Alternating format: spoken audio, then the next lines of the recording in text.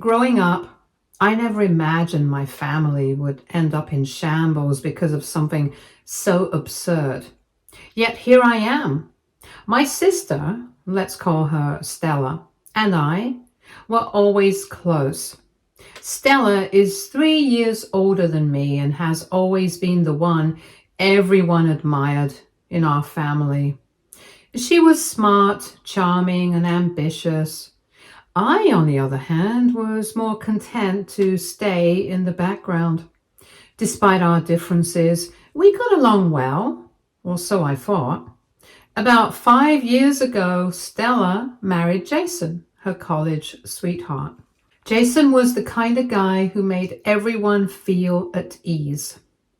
And it wasn't hard to see why Stella fell for him.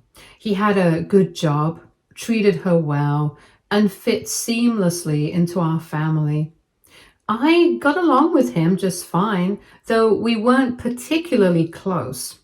I was happy for them because they seemed genuinely in love, and our family dynamic felt solid.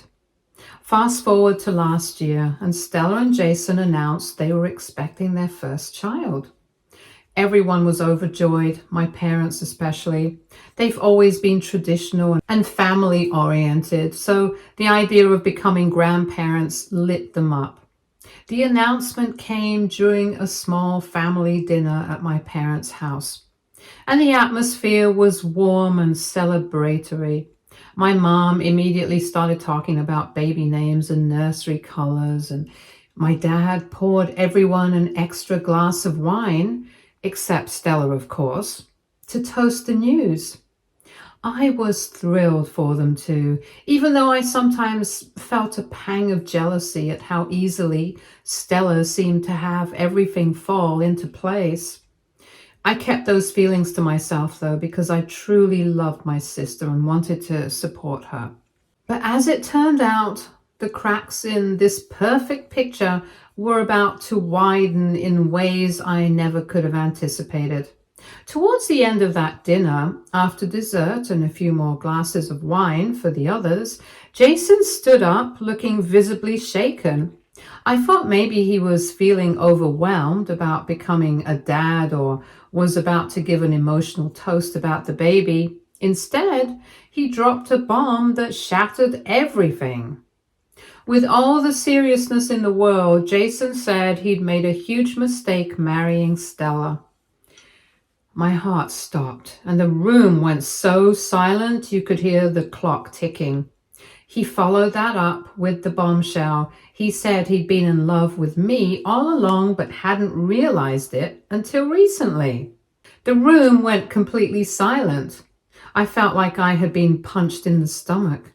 Jason looked directly at me, his face serious, and said he couldn't keep living a lie and needed to confess his feelings. My parents stared at me in shock, and Stella immediately started crying. I was frozen. My brain couldn't process what was happening. This had to be some kind of twisted joke, right? Jason wasn't finished. He turned to me, his face deadly serious, and said he couldn't keep living a lie and needed to confess his feelings. He didn't look embarrassed or apologetic. He looked relieved, as if unburdening himself of this twisted revelation was the most noble thing he could do. When I finally managed to speak, I denied everything. I told him I had no idea what Jason was talking about and that I'd never looked at him that way. I said it didn't make any sense because Jason and I barely interacted beyond polite small talk. We weren't friends, let alone anything more. How could he possibly claim to have these feelings for me? But Stella wasn't having it. Through her tears, she started accusing me of trying to ruin her marriage, calling me a snake who had been waiting for the right moment to pounce. Jason, meanwhile, stood there looking weirdly proud of himself, as if confessing this was some grand romantic gesture. He didn't defend me or try to explain himself further. He just looked satisfied, like confessing had lifted some huge weight off his shoulders.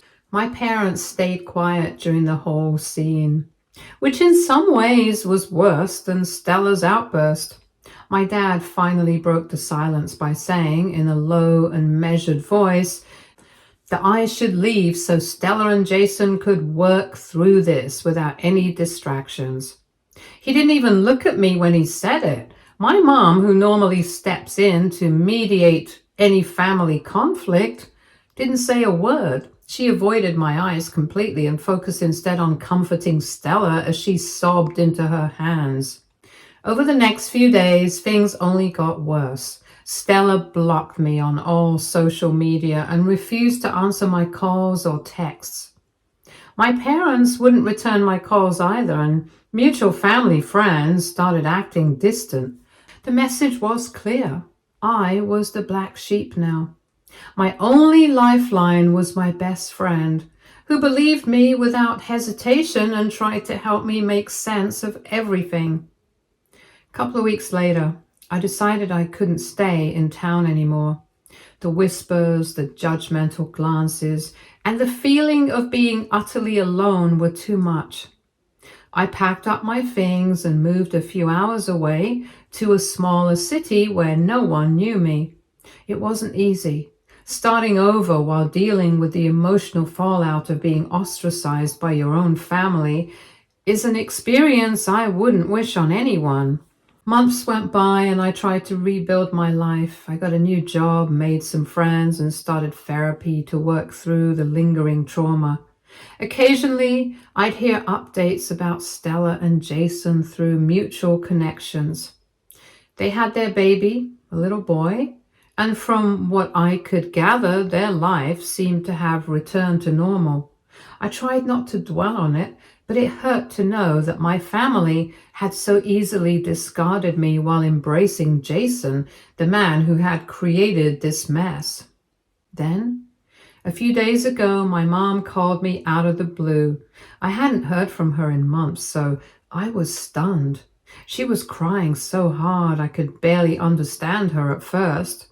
When she finally calmed down enough to talk, she said they'd made a terrible mistake and begged me to hear her out. What she said next felt like someone sucker punched me all over again. She told me Jason had confessed everything to them. His dramatic outburst during that dinner, the one where he claimed to be in love with me, had been a complete lie. Not a spontaneous, poorly thought out lie, but part of a calculated, premeditated scheme. Stella, my own sister, had orchestrated the whole thing. Apparently, Stella had been worried about my parents' inheritance. She didn't want it split between us. She wanted all of it to go to her children. To make that happen, she came up with this insane plan to alienate me from the family. Her brilliant idea? Convince Jason to fake a confession about being in love with me, knowing it would cause enough chaos to push me out of the picture. I could barely breathe as my mom explained the details. Stella promised Jason a cut of the inheritance if he played along.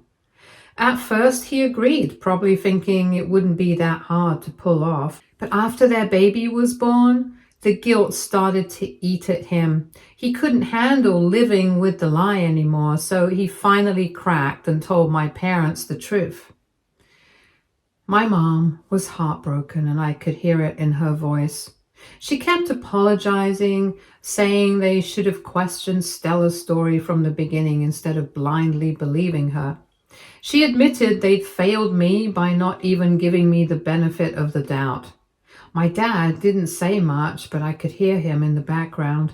He was quiet, which is usually his way of dealing with guilt. Hearing all of this didn't bring me the relief you'd think it would. If anything, it felt like being betrayed all over again. This wasn't just about Stella anymore. Sure, her greed and manipulation set everything in motion. But my parents played a huge role too. They didn't even pause to consider that I might be innocent. They just accepted Stella's version of events and cut me off without a second thought. Their apologies now felt hollow because the damage was already done. The months I spent trying to pick up the pieces of my life, the sleepless nights wondering what I'd done to deserve this, the humiliation of being ostracized not just by my family, but by mutual friends who heard twisted versions of the story. None of that could be undone. I don't know what to do now. Part of me wants to cut them all off and move on, but another part of me longs for the family I used to have. I'm angry, hurt, and exhausted. What would you do if you were in my shoes? How do you rebuild trust after something like this? Or is it even worth trying? Any advice would mean the world to me. Thank you for listening. Update 1. It's been a couple of days since my mom's call, and I have had some time to think. My parents want to meet and make things right, but I'm hesitant. How do you rebuild trust with people who turn their backs on you so easily? They've sent a few follow-up messages, but I haven't responded. I'm not sure what I would even say to them if I did. The whole thing feels like too much to process all at once. The truth is, I'm still angry, and I don't know if I can forgive them for how quickly they believed Stella's story. How do you just blindly trust one person over another, especially when that person is your own sister and you've known them your whole life? I've had a lot of time to think about it, and the more I think about it, the more hurt I feel. The fact that they didn't even give me a chance to explain myself, it stings. They knew me, they knew I wouldn't do something like that, but they chose Stella over me without a second thought. I'm their daughter too. Why didn't they believe me? Why didn't they ask questions? That's the part that really gets to me. A few days after my mom's call, I heard from a mutual friend who's been keeping tabs on Stella and Jason. Apparently their marriage is in shambles. Jason moved out after his confession. The guy who had once been so sure about everything now couldn't stand being in the same house as Stella. I didn't feel much sympathy for him, even though I knew he was caught up in her scheme. He had chosen to play along after all, but I couldn't ignore the fact that his actions had made everything worse. He could have just walked away and refused to participate, but he didn't. And that's something I still haven't fully forgiven him for. Stella, of course, was scrambling to hold things together. She started telling people that Jason was the sole villain in this whole mess. She painted herself as the victim, claiming that Jason had manipulated her into the whole thing. She even had the nerve to act like she was the one who'd been betrayed, when in reality, she was the mastermind behind it all. It was honestly kind of shocking to hear how far she was going to keep up the facade. But the more people talked, the more they started seeing through her. My family's friends who had once sided with her were starting to realize the truth. They began to see how much she'd manipulated the situation, not just with Jason, but with all of us. She was trying to salvage her reputation, but it wasn't working. People had started to talk, and the cracks in her story were becoming too obvious to ignore. Still, as angry as I was at Stella, I couldn't help but feel a little bit of sympathy for her son. He was caught in the middle of all this. It wasn't his fault that his mother had dragged him into a scheme like this, and it wasn't his fault that his parents' marriage had crumbled. He was just a baby, and I couldn't help but feel for him. He didn't deserve this mess, but the truth was, I couldn't be a part of it. I couldn't put myself in a position where I was part of the drama again, even if it meant distancing myself from my own family. In the meantime, my mom continued to send me messages. I hadn't responded to any of them, but I could tell she was getting frustrated. She kept saying things like, "I just want to make things right," and "We need to talk about what happened." The messages were kind, but they were also a little guilt-ridden, like she was trying to pressure me into forgiving them. It was hard to read them without feeling like she was asking me to just forget everything and move on, but I wasn't ready for that yet. I had to ask myself, what would it even look like to make things right? I wasn't sure if I could just forget about everything that had happened or if I even wanted to. Was it even possible to rebuild trust after all this? I didn't know the answer, but I knew I needed more time. In the meantime, I continued to focus on myself. I was still angry, but I was slowly starting to let go of some of the resentment. My therapist helped me see that holding on to that anger was only hurting me in the end. It was a hard pill to swallow, but I knew it was true. I had to let go of the anger if I wanted to move forward. But still, every time I thought about my family, I felt torn. I loved them, but I also didn't trust them. How could I? How could I ever trust anyone who had so easily believed Stella's story without asking for my side? And yet, I didn't want to completely cut them off. I just wasn't ready to rebuild anything with them yet. So here I am. A couple of days have passed and I'm still unsure about what to do. I don't know if I can ever fully forgive Stella or Jason. I don't know if I can rebuild the relationship with my parents. I don't know if things will ever go back to the way they were. Update 2. Today, out of nowhere, I received an email from Jason. For a moment, I just stared at it, unsure of what to do. My first instinct was to delete it without reading a single word. After everything he had put me through, what could he possibly say that would matter? But curiosity got the better of me. The subject line simply said, "I'm sorry," and I don't think I can explain how I felt after reading the whole thing. The email was long. It was clear he had spent time writing it, carefully crafting every word. Right off the bat, he apologized. Not just a quick sorry for everything, but a detailed explanation of how he had been complicit in Stella's plan from the very beginning. He admitted that the entire confession at that dinner, the one that had completely wrecked my life, was fake. Jason wrote that Stella had pressured him into it, manipulating him in ways he now realized were cruel and calculated. According to him, Stella played on his insecurities, reminding him constantly that their financial future depended on him going along with her scheme. She painted this picture of their life falling apart if they didn't secure my parents' inheritance. He also claimed he'd wanted to come clean sooner, but had been terrified of Stella.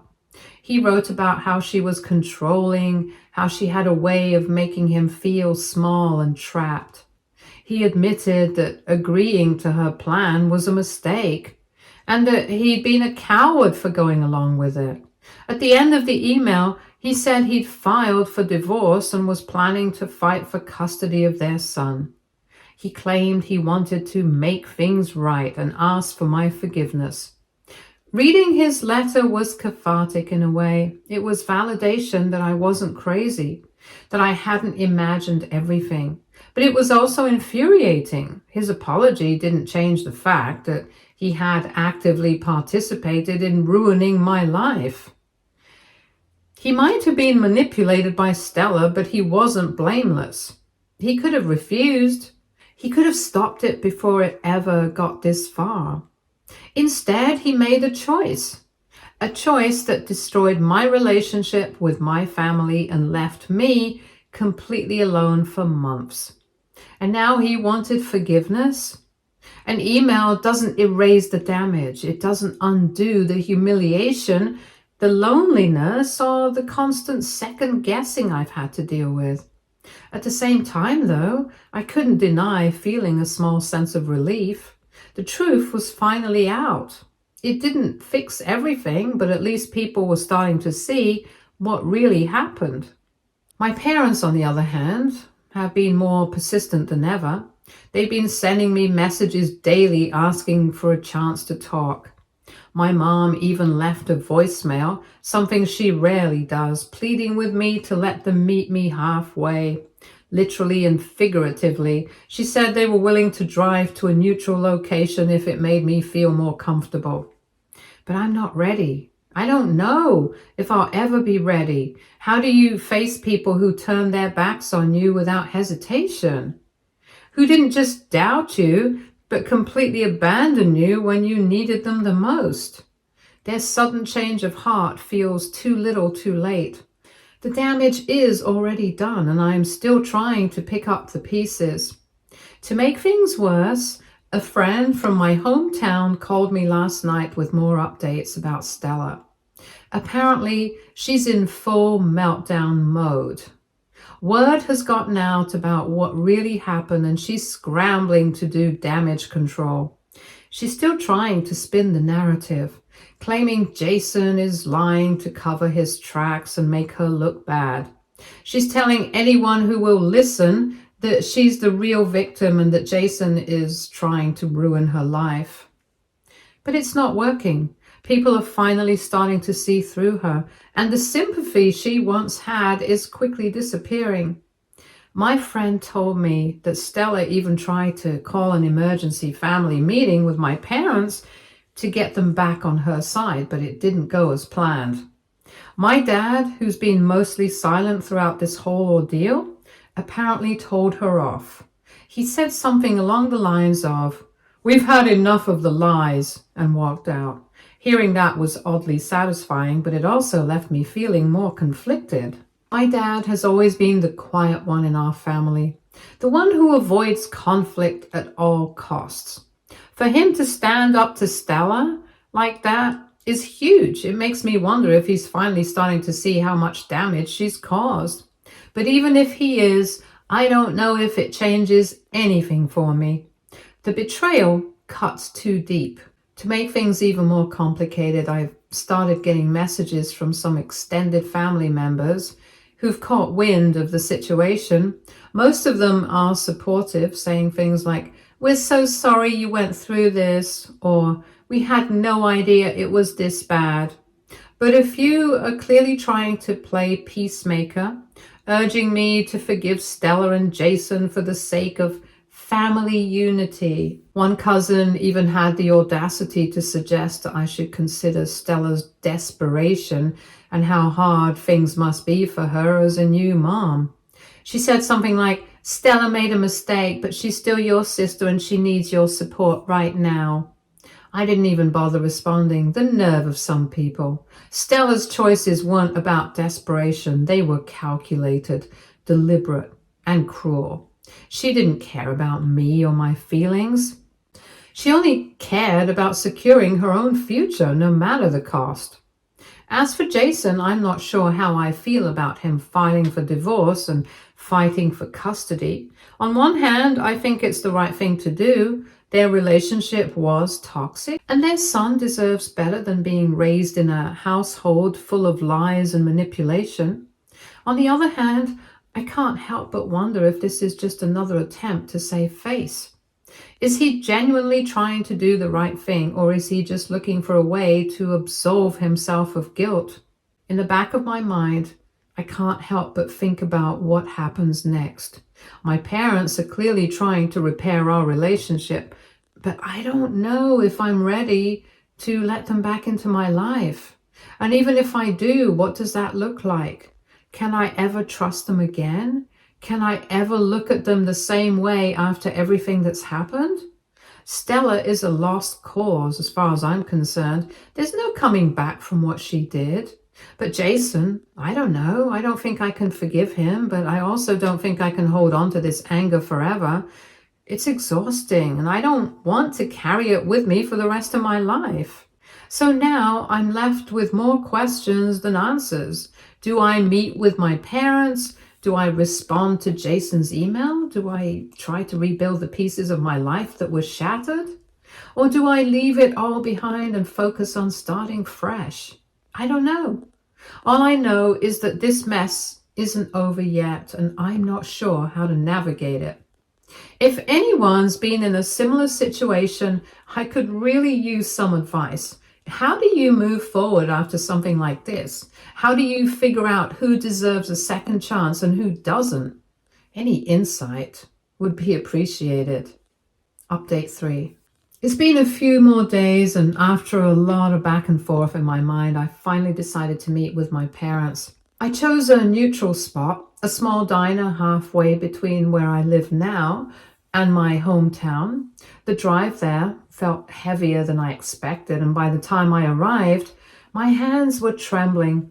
I wasn't sure how I'd react to seeing them after everything, but I figured I owed it to myself to get some closure no matter how the conversation went. When I walked in, they were already sitting at a table near the window, looking just as nervous as I felt. My mom's face lit up with relief when she saw me, but my dad looked like he hadn't slept in days. The moment I sat down, my mom grabbed my hand and I could see her eyes welling up. My dad, who's always been the stoic one, looked like he was barely holding it together. We spent the first few minutes in awkward silence before my mom finally broke down and started apologizing. She said they'd failed me in every way possible, that they were blinded by their trust in Stella and didn't even stop to question whether her story made sense. My dad chimed in, saying he deeply regretted not stepping up sooner, especially after hearing how Stella manipulated Jason into playing along. For the first time in my life, I saw my dad cry. He admitted he'd always been proud of how harmonious our family seemed and couldn't bring himself to confront the possibility that Stella was lying. Hearing them say all of this was both validating and heartbreaking. Part of me wanted to yell at them for being so gullible, for not standing by me when I needed them most. But another part of me could see how much they were hurting, and I didn't have the energy to keep piling on. I told them I appreciated their honesty and their apologies, but I wasn't ready to forgive them yet. Trust isn't something you can rebuild overnight, especially after being let down so completely. The conversation took an unexpected turn when my mom mentioned their will. She said they decided to cut Stella out entirely. My parents have always been big on fairness and making sure everything is divided equally, but my mom said Stella's actions left them no choice. They couldn't risk her manipulating her way into controlling the family's estate. Instead, they're planning to set up a trust for Stella's son, so he'll still benefit without Stella having any access to the funds. That part hit me hard. On one hand, it felt like justice, like Stella was finally facing the consequences of her actions. But on the other hand, it was just so sad. How did we get here? How did my family, which once felt so solid, end up so broken? I didn't say much in response because I wasn't sure how I felt about it. I just nodded and let them continue. As for Stella, I haven't heard a single word from her, and honestly, I'm fine with that. I don't plan on reaching out either. My parents mentioned she's absolutely furious about being cut out of the will, which doesn't surprise me. Apparently, she's blaming me for turning them against her, as if her own lies and manipulation weren't enough to do that on their own. It's wild how even now she refuses to take any responsibility. According to my mom, Stella is doubling down, trying to convince anyone who will listen that Jason is lying and that this is all some elaborate plot against her. I told my parents I didn't want to hear the details anymore. I've had enough of Stella's drama to last a lifetime. Whatever story she's spinning now is her problem, not mine. I'm done trying to make sense of her actions or understand why she felt the need to destroy me in the first place. She made her choices and now she has to live with the consequences. As for Jason, his involvement in this whole mess hasn't been easy to forget either. A couple of days ago, I got a call from his lawyer. I wasn't sure what to expect, but it turns out they're moving forward with the custody case, and the lawyer wanted to know if I'd be willing to testify about what I know. I didn't even have to think about my answer. I told them no. I can't be a part of that mess anymore. While I understand that Jason is trying to make amends and do the right thing for his son now, The damage he caused me runs too deep. Testifying would mean dredging everything up all over again, reliving the humiliation, the betrayal, and the heartbreak in front of a courtroom. I've barely started to put myself back together. And I'm not willing to rip open those wounds for anyone, not even for the sake of clearing my name. Besides, I'm not convinced that dragging me into their custody battle would actually help anyone, especially their son. That poor child is already going to grow up with so much chaos surrounding his parents. Adding my testimony into the mix would only make things messier. The last thing I want is for Stella to twist my involvement into yet another narrative about how I'm trying to ruin her life. For now, their little boy is staying with my parents while the divorce proceedings are underway. My mom said they're trying to give him as much stability as possible, which I think is the best thing they could do. It's not his fault his parents turned their lives into a soap opera, and he deserves a chance at a normal childhood. As for me, I'm trying to focus on moving forward. This entire experience has been one of the hardest things I've ever gone through, but it's also taught me a lot about myself. I've realized how strong I am, even when everything feels like it's falling apart. I've learned to set boundaries even when it's uncomfortable, and I've learned that sometimes the only way to heal is to let go of the things you can't change. I'm not saying I've completely let go of the anger and hurt. I haven't. There are days when it still eats at me, when I replay everything in my head and wonder what I could have done differently. But I'm trying not to let those thoughts consume me. Instead, I'm focusing on building a life that makes me happy, one step at a time. I've also been overwhelmed by the support I've received here. When I first shared my story, I didn't expect so many people to relate and to reach out with kind words and advice. It's been a lifeline for me, knowing that I'm not alone and that others have faced similar challenges and come out stronger. So thank you. I know I haven't been great about responding to comments, but please know that I've read every single one and they've meant the world to me. The perspective, the encouragement, even the tough love, it's all helped me more than I can put into words. This isn't the ending I wanted for my family, but it's the one I have. And for now, I'm just taking it one day at a time. If there's one thing I've learned through all of this, it's that healing isn't linear. It's messy, it's painful, and it takes time. But I'm getting there slowly but surely. Stay tuned for more stories from our girl relationships.